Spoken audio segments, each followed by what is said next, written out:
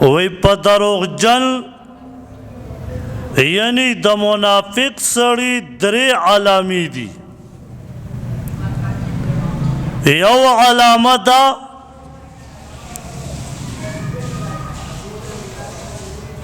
اذا حدث کذب، کله چې دا خبرې کوي دا به دروغ وي، په خپلو خبرو کې دا دروغ وینا کوي. یو دغه سړی منافق دی. دویم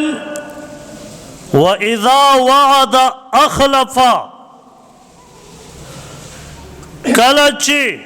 د ده سره وعده وکړی شي نو په خپلې وعده کې دا خلاف ورزي کوي. دریم واذا اؤتمن خان، کله چې ورسره امانت کېښودلی شي نبی علیہ السلام فرمایي دا په دې امانت کې خیانت کوي.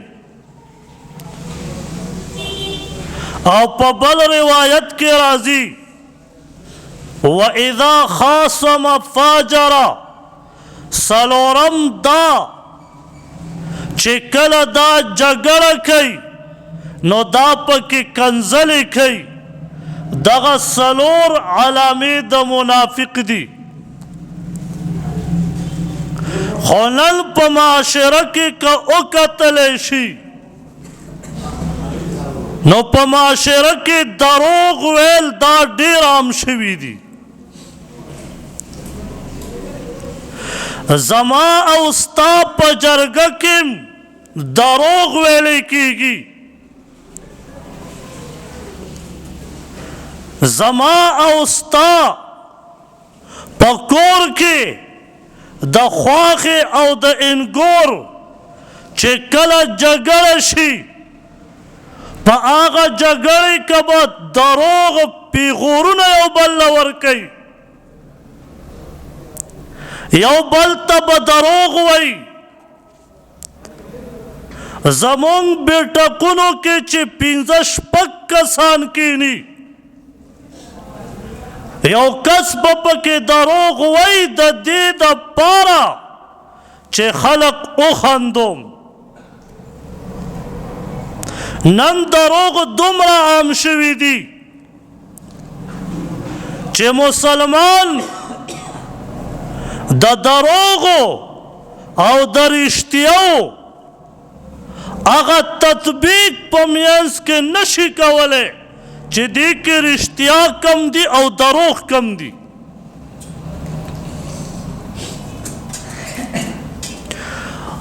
او معاشره دومره حد ته پورې ورسېده چې نن زما او ستا لیکل که په دفترونو کې که په سکولونو کې او آینده که پرایویټ محکمو کې وي په هغه ځای کې ما ورته دروغ لیکو. راځو یو ټایم او لیکو بل ټایمو.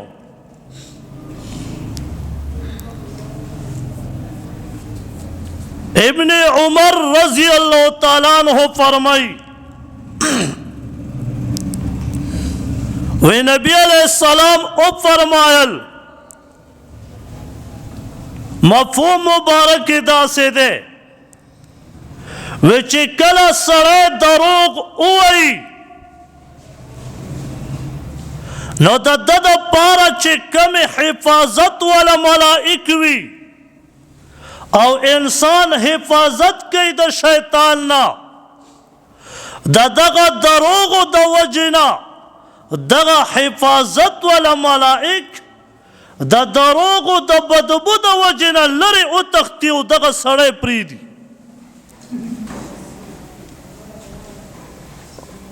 زمون دا دروغ دا وجنا نن زماوستان دا حفاظت ملائک اغم تختی دومره بدبو ده د دروغو چې هغه پاک مخلوق منډوي. د دروغو نقصانات هم همدا دي چې انسان د جنت نه راوباسي او همیشه د جهنم په دروازه یې داخلوي او سزا به هلته خوري. عبدالله بن مسعود رضی اللہ تعالیٰ عنہ فرمائی وی نبی علیہ السلام او فرمایل چې تاسو رښتیا ویل لازم کئ په ځان باندې چې زه به رښتیا وینا کوم دروغ به نه ویم. او نبی علیہ السلام فرمائی چې رښتیا ویل دا نیکی ده او د نیکۍ دا خصوصیت دی چې دغه نیکي به تا جنت ته بوځي. او بیا فرمایي وی کم سړی چې رښتیا وایي دا رښتیا وایي تر دې پورې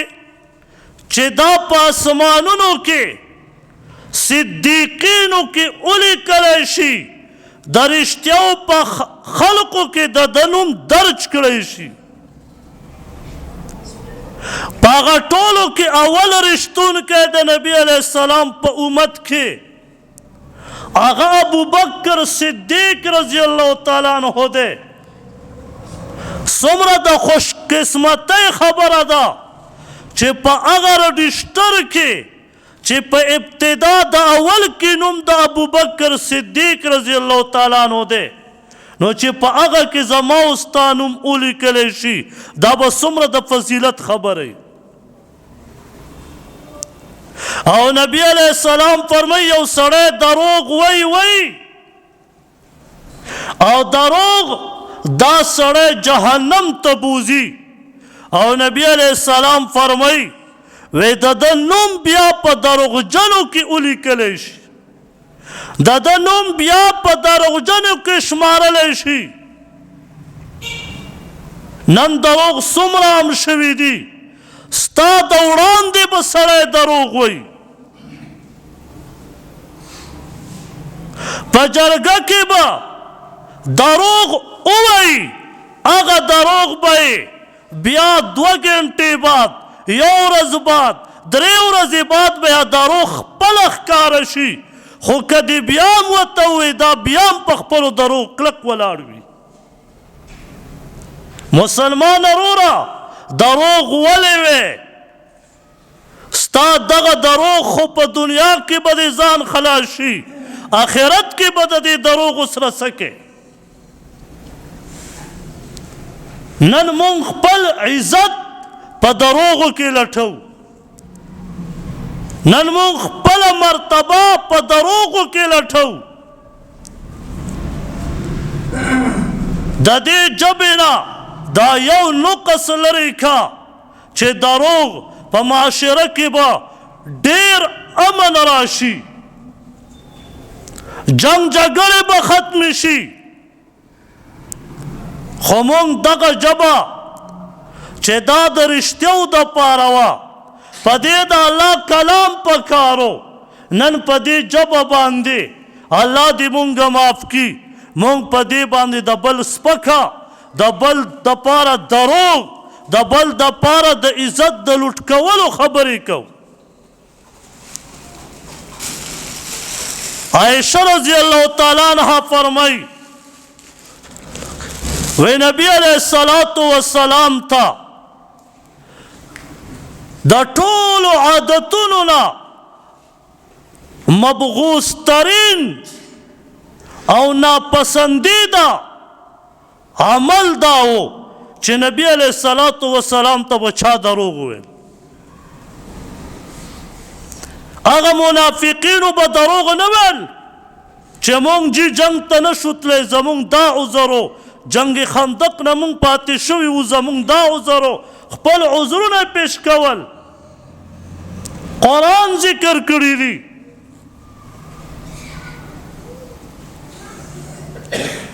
نو نبی علیہ السلام به د هغه سړي نه خفه و تر څو پورې به چې هغه سړي په خپلو دروغو باندې توبه ونه ویسته نبی علیہ السلام به د هغه نه ناراضه و خو نن دروغ خپله مشغله ګرځولې ده وی به په مجلس کې دروغ وی به ګپ مې لګاو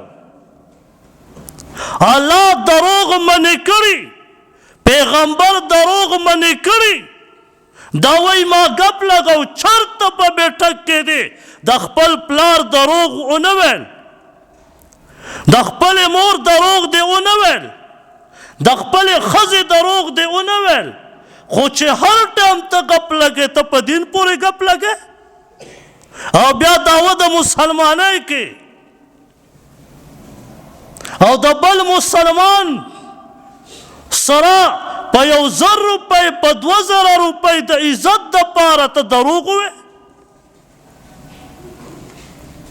یو لیش ځمکې ګټلو دپاره ته دروغ ووې او د بل مسلمان حق په دروغو باندې اخلي ته به سبا ورځې نه هغه د رښتیا او حقیقت پته به هلته ولګي انس رضی الله تعالی عنہ فرمای وی نبی علیہ الصلوۃ والسلام او فرمایل چې د ټولو نه لوی ګناهونه هغه درې دي په مخ د ځمکه لوی ګناهونو کې هغه درې ګناهونه دي او په بل روایت کې ورسره یو بل مرازي اوله لویه ګناه په معاشره کې هغه د الله سره شرک کول دي دویمه لویه ګناه د والدینو نافرمانی کول دي نن خو پلار ته سپک ګوري خو خپل یار او دوست ته په اوچت نظر ګوري وی دا زما جګري دوست دی هغه جګري دوست بیا په ځنګل کې هغه جګري دوست بیا په چکر کې هغه جګري دوست بیا په کالام کې په تماچه اولی او بیا د دغه جګري دوست په کار را نشم دغه پلار ته پاتې شي او دریم نبی علیہ السلام فرمای چې لویه ګناه قتل دی قتل نن خو قتل ډیر آسان دی یو زناور حلالول مونږ ته ګران دی خو یو کس ویشتل دا مونږ ته د زناور سکه چې د میږي نه زیات مونږ ته مړ کولو کې آسان هغه انسان ویشتل دي او نبی علیہ السلام فرمای چې څلورم هغه دروغ گواهی ده الله فرمای وجتنبوا قول الزور ځان بچ کړئ د دروغو ګواهۍ نه نن وی دا زما تربور دی زه په دروغه ګواهي کوم نن خلق وی دا زما بچی دی زه په دروغه ګواهي کوم نن وی دا زما د تره زوی دی زه په دروغه ګواهي کوم او قسم پې اخري او بعضې خلق وایي جي کفاره به ورکم په دروغه مې قسم وخوړ یاد وساته که دا ټوله دنیا خرچه کې او ټول عمر روجې ونیسې او تا ته پته یي چې په دروغو مې قسم وخوړ دا الله ته منظور نه دی په دروغه ګواهۍ باندې قسم خوړل د دې ځای غوپه ده دې ته ویل کېږي یمین غموس ویل کېږي غوپې ورکولو ته ته د جهنم غوپې ته ځان تیار کا په 3 روزو نه ماف کېږي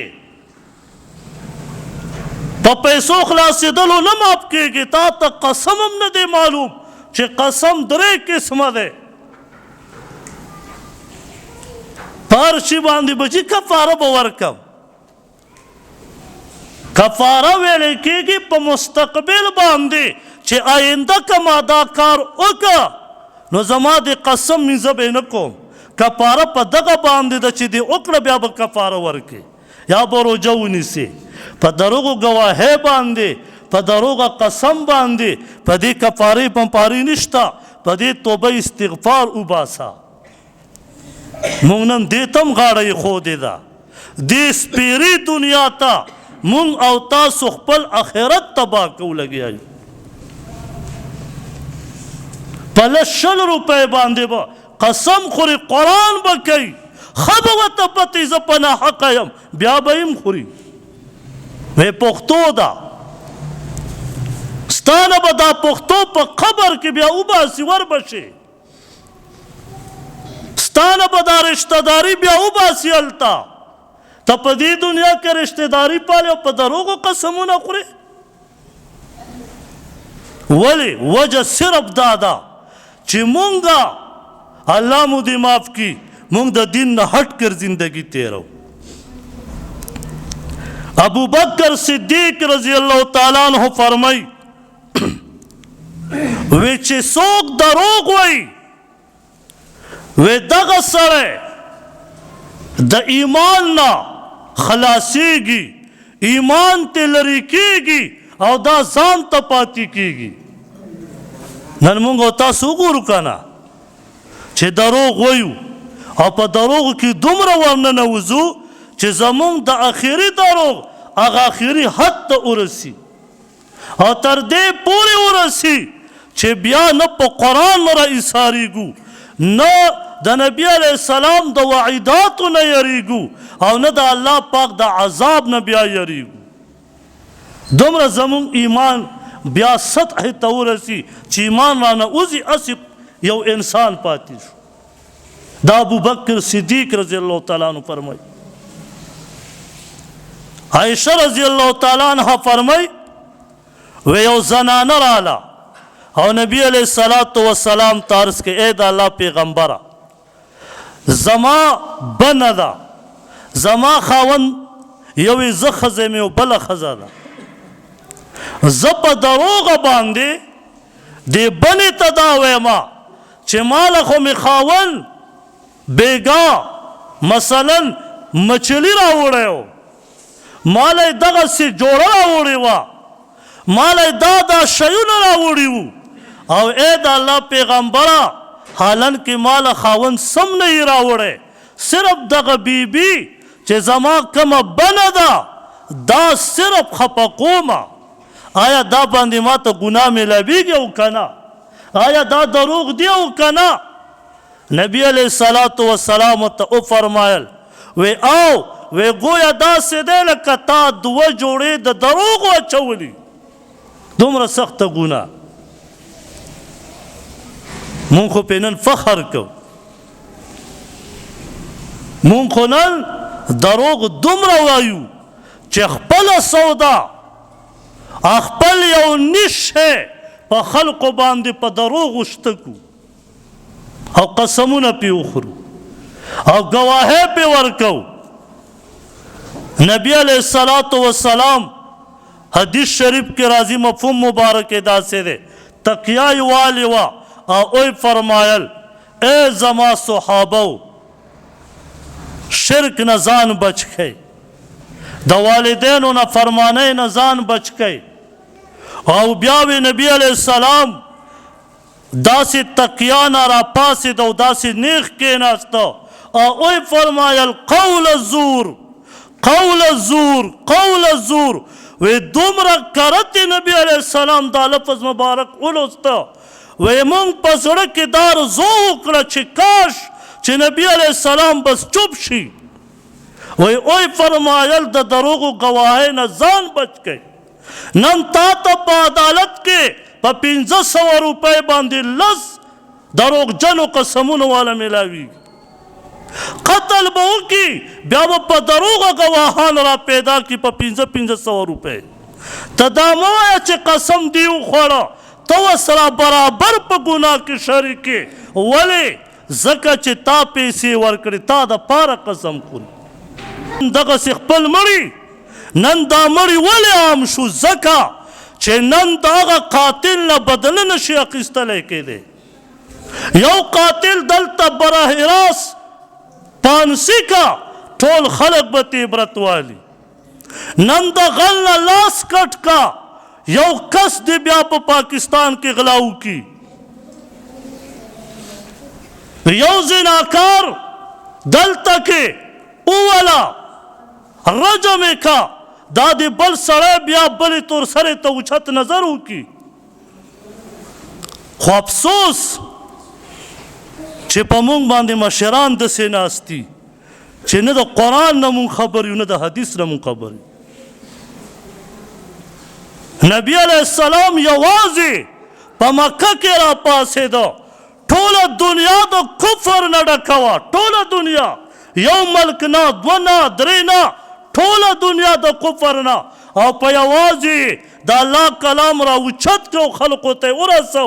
هغه خلقو کې صحابه پیدا شو او بیا به چې کم دی کافر به د یو میاشت په مزل لرې به چې د صحابو نوم واورېد هلته به باچاهان په تختونو باندې ورپېدل ولې هغې ته پته وه چې دې قانون دی اسلام او د قرآن راوړی دی موږ نه ولې خلک نه یریږي مونږ په خپل کور کې د بچي سره سراویه ساتو او د لور سره سراویه ساتو لور پرېږده ته وی پلانکی باچا نه دی خو ډینګرې ته خپل ځان ته ول وګوره خپل بچي ته په خپل میراث کې برخه ورکړې لور ته دې ورکړې تم د اسلام دعوه کې د قرآن دا یو آیت نه خو تم انکار کې که نه فوق اثنتین الله فرمای په قرآن کې څلورمه سپاره کې چې خپل لوریانو ته حق ورکئ یعنی زوی ته چې دوه حصې ورکړي لور ته یو حصه ما ورته ورکړې لنډه خبره مو په پښتو کې زده کړې یعنې ما ته لور معاف ما خو چرته مو وانه ورځ چې تا له زوی خپل میراث معاف کړی لور دله نه دی معاف کړی دروغ وی ته خو وله ورکه میراث دا دې تا له بیا معاف کړي په ټیلیفون ورته یې بچی ما څه دې دومره حصه ده معاف کړې نو چې نه یې وروړې نو خود ته یې ته معاف مې کړه مونږ بیا بله خلک بدنامو ته د کور د وړوکي کور مشر یې ته په خپل کور کې د خپل دواړو بچو حق نشي پوره کولی یو مشر چې په مونږ مسلط شي او زمونږ نه ترزوی وي نه مو ماما وي نه مو بل څه هغه به څنګه په مونږ انصاف وکړي دا زمونږ معاشره ده بچي ته به یو دروغ ویم لور ته به بل دروغ ویم بچی له به شی کور ته راوړم کېبېدم لور ته به دروغ ویم یارې بچی ستا حصه رانه هېره شوه دروغ ووایي والله فرمای و چې کله دې له زیری ورکړي د لور واذا بشر احدهم بالانثى ظل وجهه مسودا وهو كظيم و د غصې نه تک تور شي چې ته مال مبارکي راکړې او راته وایي لور دې مبارک شه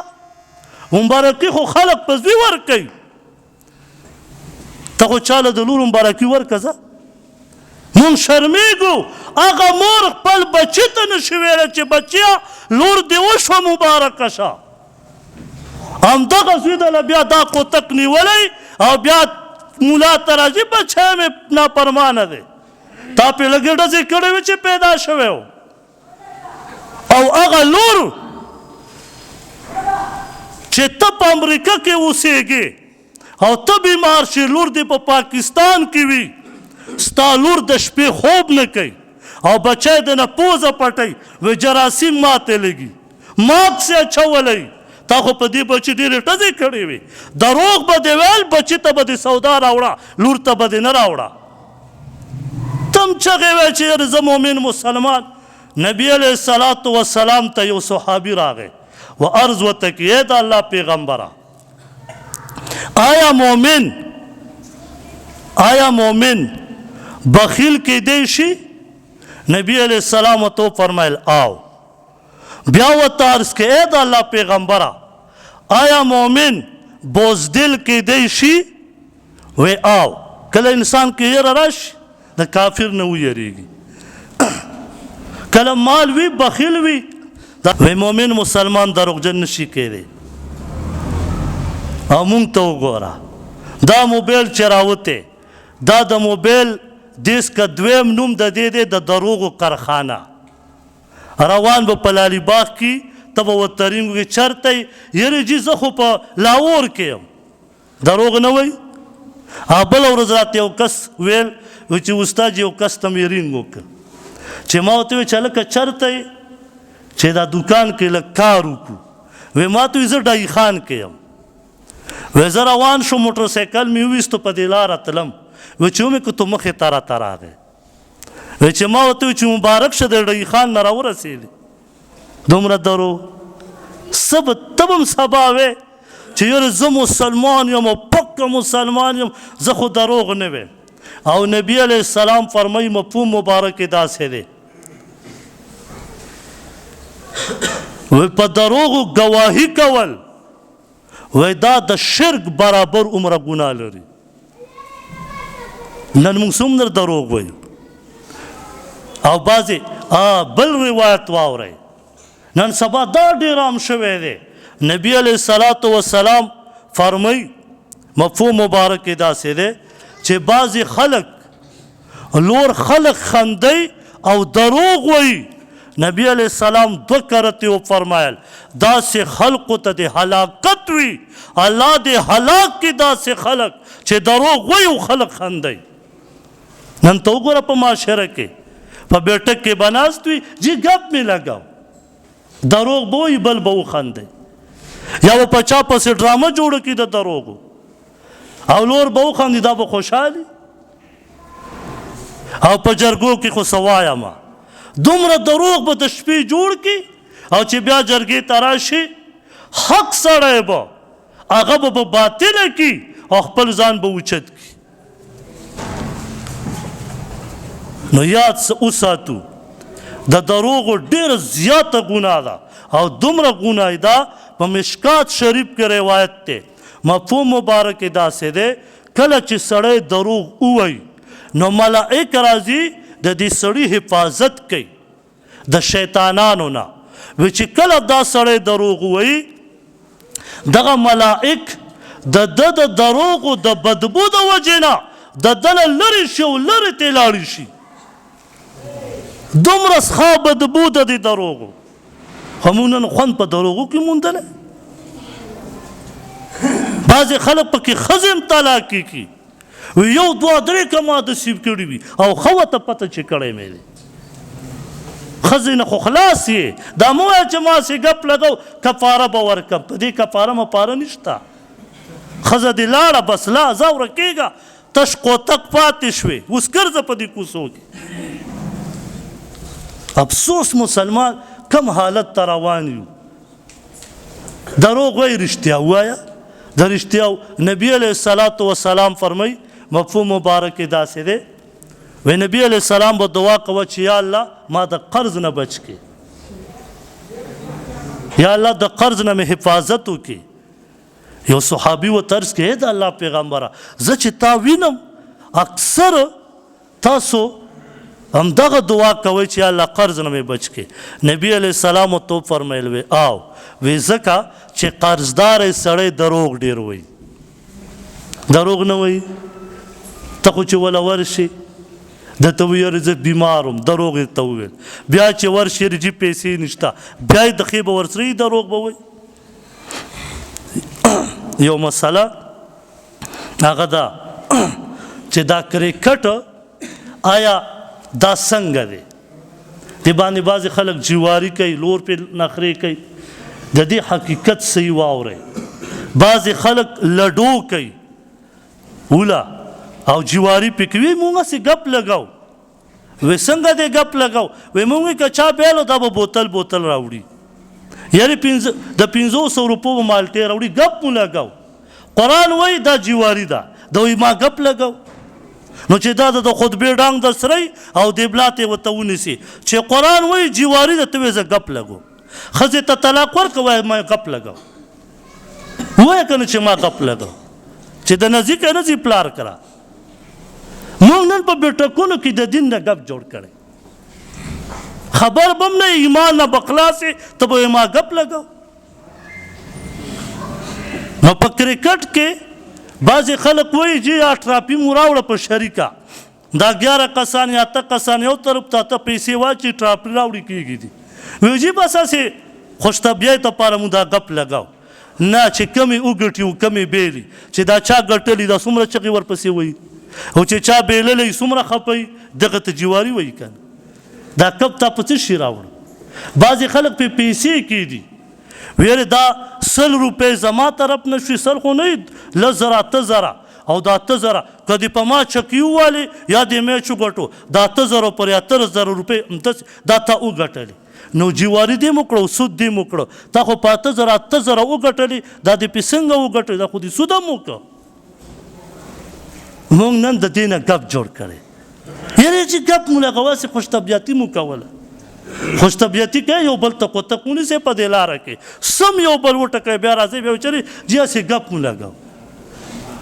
موږ صرف د دین نه ګپ جوړ کړی په بیټکونو کې به عوام ناست دي مسالې به کوي